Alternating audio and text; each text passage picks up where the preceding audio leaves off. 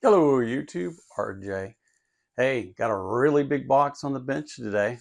Wondered what could be in there. Could it be some super high-tech new piece of equipment?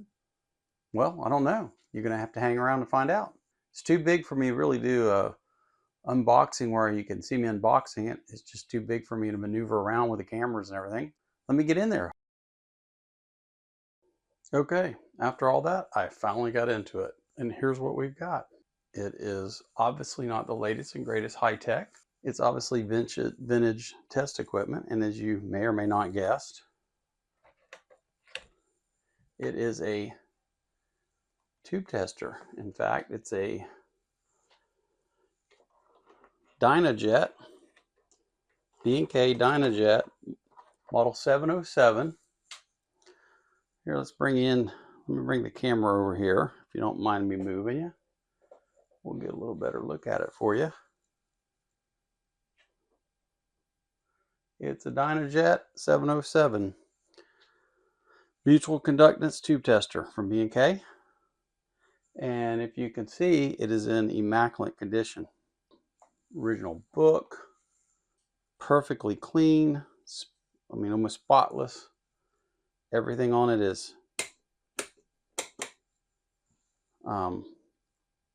I do not know if this has ever been recapped or anything. I've got the stuff to recap it. So my plan is to go ahead and look it over on the inside. We'll get this thing apart. We will see how things look. We'll recap it. We'll probably, if it has been done, we'll probably convert the regulator, take the regulator tube out and convert it over to silicone diodes. And then we'll calibrate this thing. But before I do any of that, I'm going to test it. It's supposed to be in perfect working condition. They claim it tests properly and everything. But of course, these things are quite old, and who knows who calibrated or when it's been calibrated. So before I start using it for items, I'm going to make sure it's calibrated. I've got a whole bunch of tubes on the jukebox to test. When I come back, we'll give this thing a quick run through, test a couple tubes, and see what we get, see how things work. And from that point, we'll do a recapping, a recalibrating, possibly a converting to a diode rectifier, calibrate it, and I'll be ready to use it on future projects, including the jukebox I'm working on currently. Give me a few minutes, and I'll be back. Okay, I've got it plugged in.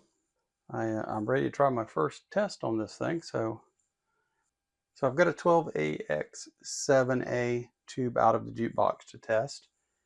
And so I'm looking here, and it looks like the filament heater needs to be on 12, of course, because it's 12AX. This is going in socket 8, sensitivity needs to be 85.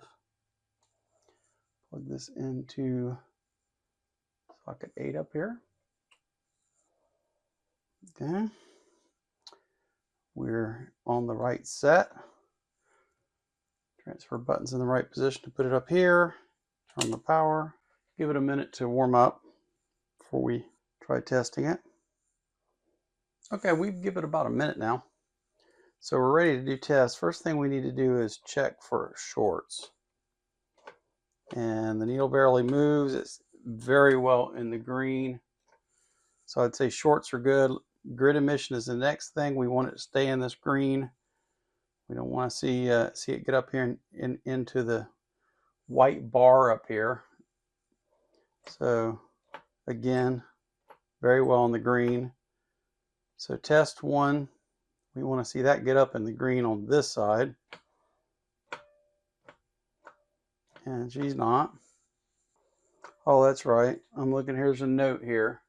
If the tube reads 22 or more, it's good. So this is reading 27 or so. I'm gonna say that's good. Test 2, same thing, 27. So I'm gonna say it's good. There's a note in the book here on these tubes that when this is testing it, it's not going to go up in the green. It's going to read in here, and that's acceptable as long as it's above 22, and that's quite a bit above 22. So we're going to say that tube's good. Next thing we're going to do is I'm going to go ahead and open this thing up. I'll get it opened up flipped over where you can see everything, I'll come back and we're going to look at recapping, maybe changing out the regulator tube to solid state rectifier. And then we're going to calibrate this thing to make sure it's calibrated before we make any judgments on anything. So, okay, got it opened up and flipped over. Have to say, very, very impressed. Very clean. Wow, this thing looks like it's new. Look at the contacts on the switches. They're spotless. This thing has been very, very well cared for. First thing I notice is I don't need to do the silicone rectifier mod over here because it's already been done. There is no rectifier tube in it. So one step I don't have to do. It is super, super clean. Everything in here is amazing. It's hard to believe this is as old as it is. So basically at this point, you know, I've got a little kit. There's a guy on eBay that if you're working on some of this old amp equipment or tube testers or whatever, if you go search, he makes little capacitor kits to recap things. Very inexpensive. I'm assuming he's buying capacitors in bulk. Of course, they're so much cheaper in bulk. And he's packaging them up and he's selling them at cheaper than you can individually buy this stuff. But his shipping is $5. Very, very, no matter how much you can buy 5 or 6 kits and it's $5. They're top quality components, and he's already researched. He knows exactly what you need. He's bought, he gets everything you need. It's really nice. If you're doing something like this, for example, I think this cost me $8 for the kit, if I remember right. So very, very little. This one, no, I'm sorry, it wasn't $8. I want to say it was,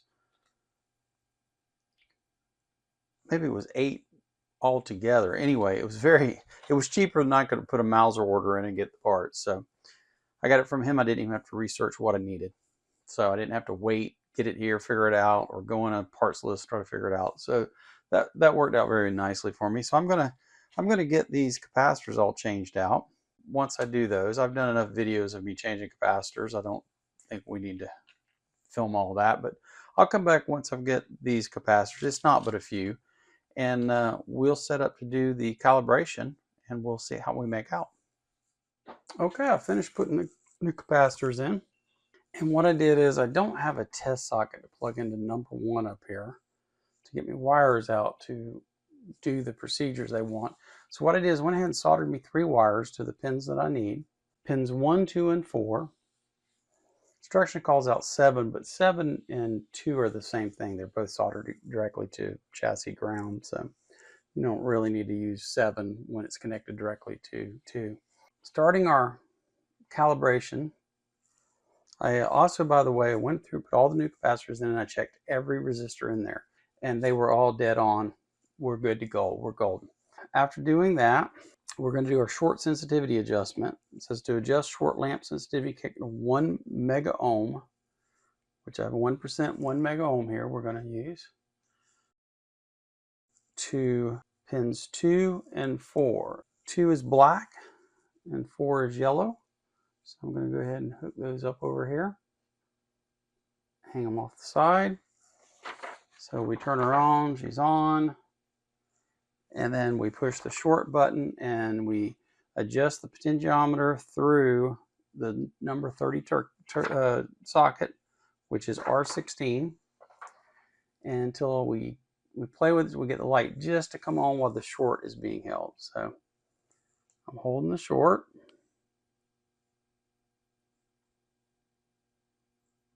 I don't know if you're going to be able to see this or not. That light is just, this is a tricky adjustment, but it's just coming on right there. So that's the short adjustment. Now moving on to the next calibration adjustment. Let's remove our 1 mega ohm resistor.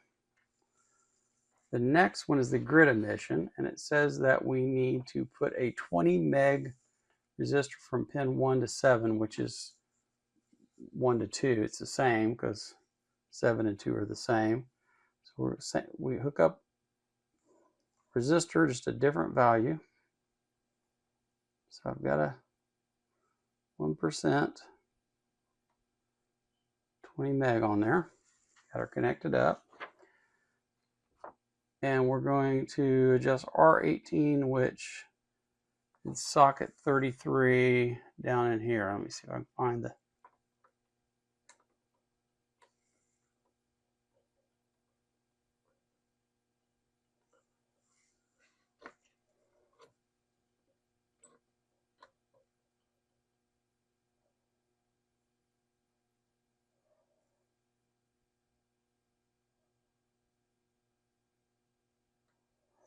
And it's just as touchy here, but it's just in a very different place.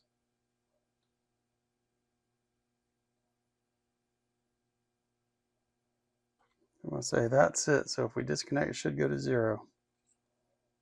It does. All right. Got that one adjusted.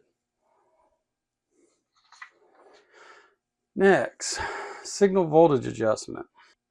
We're going to put a voltmeter on pin 1 and 2. That's the white and the black. And adjust the R2. So we're needing AC. Okay, we need volt. And adjust for 1.5 volts. Pin 1 and 2. White and black.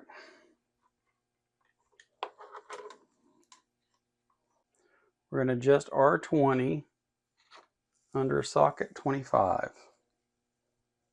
So let me find this rascal. Come in. And I want to push test 1. I'm looking at my meter over here. Let me bring him up here. Try to get him up here where you can see him.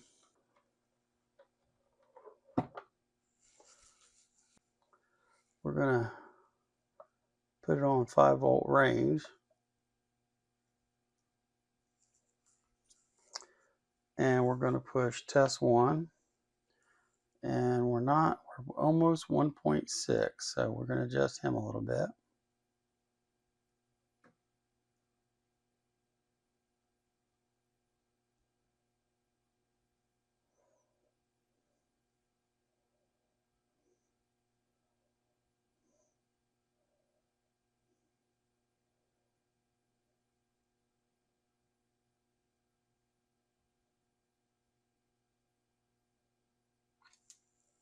Don't think I can get him any closer than that, guys.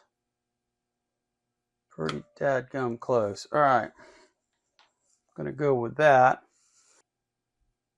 The balance control, just R5, connect a 6,000 ohm 10 watt from pin 5 to pin 2. Okay, I've got that. So let's get the meter disconnected.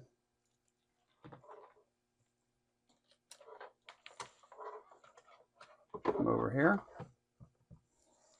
2 to 5.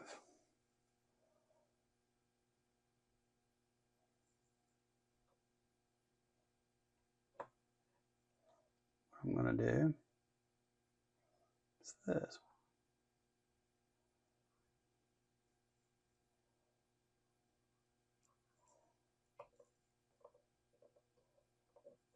These leads on this large resistor is sufficient to make connection. So we're going to do it that way. Set sensitivity control to 100. Okay. 6,000 ohm, 6K ohm, 10 watt resistor between 2 and 5. Set sensitivity to 100. Adjust R5 while test button 1 is depressed for 0 reading on the test tube meter. Okay, now this one, we've got to go underneath to do. Let's get this thing back up. And that adjustment is, I'm guessing here. Let's see, or I've looked on the rear of the transformer mount just behind the power transformer. Yep. So we are adjusting this one. to get 0 while we push test 1.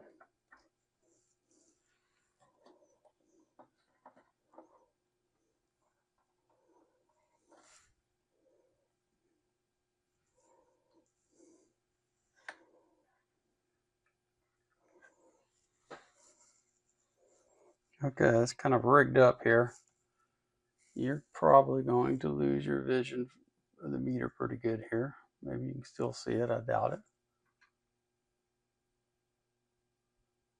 Okay.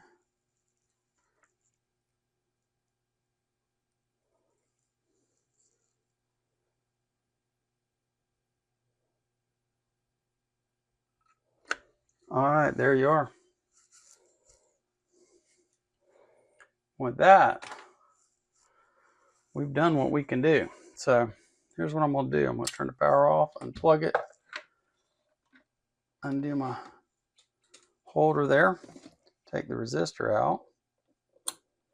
You do need a 10 watt because she gets warm. And let's see what all I've done, because I need to take my wire that I've added to the socket off.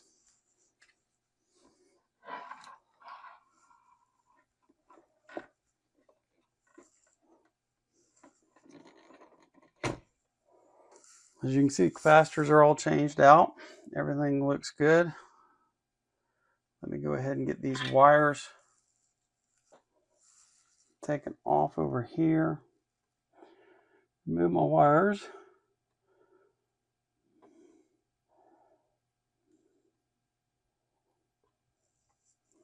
There's that one.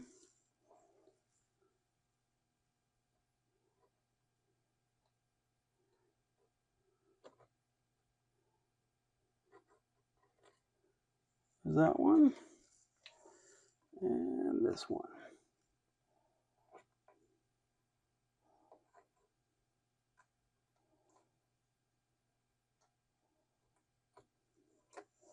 Okay, my wires are out of there. And with that, I'm calibrated. Everything is done. I'm happy. I'm going to go ahead and put this back in its case. I'll come back once I have her back together. And hopefully we'll have a well-functioning meter at that point.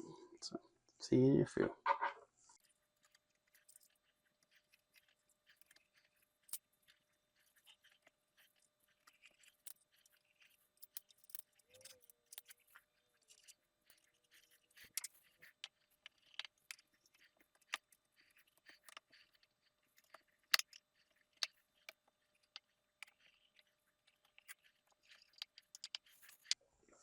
Okay, we've got her back together, and we're going to try testing a tube with it now. We've got a 12AX7 that we previously tested, or I think it's the one we previously tested. And see, 12AX7 needs to be at 12 for the heater. It needs to be at 85 sensitivity. And I need to put it in socket 8 and test. Put her in, we'll get everything right. Put her in the socket, turn the power on. I see her lit up. Let's give it a minute. Okay, we'll give her about a minute, so let's do a short test. I get no lamp, no reading on the meter. Grid emission. Meter barely moves, stays in the green. I think we're good there. Test 1. What are we reading there? About 25, 23. It says it has to be 22. 22 or more is good. That's getting, she's warming up, so let's give her a minute. It's getting better. That's a 26, 27. About what we got before. Test 2, same thing. I'm going to call that a good too. That seemed to work. Alrighty, I'm going to mark that one as a good tube. And I think I'm ready to start testing tubes. Thank you for coming along on the ride. Hopefully this will be a good tube tester for us in the future on our projects. and hope to see you in the next video.